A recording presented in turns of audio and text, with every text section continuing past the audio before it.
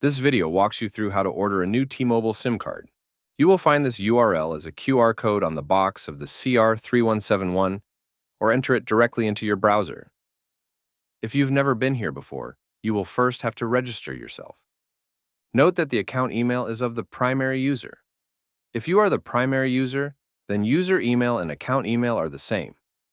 Once you submit this, you will get approved a short while later, and then you can log into the portal.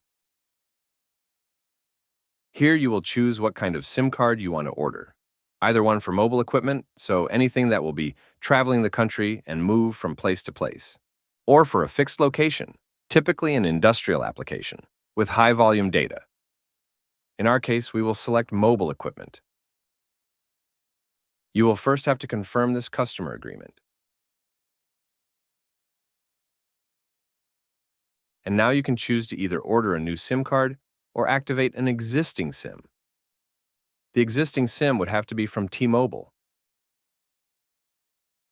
Here now you will enter your order details. In the comments, you can indicate what the SIM card or SIM cards are for. And then you will pick which plan you want to choose.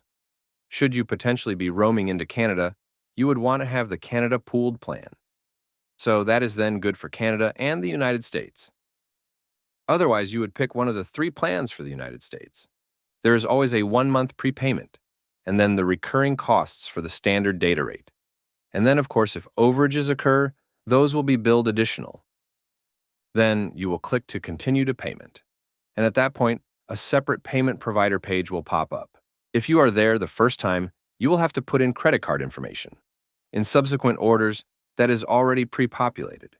And you just pick your payment method to make sure you click through. And then shortly thereafter, you will get an order confirmation.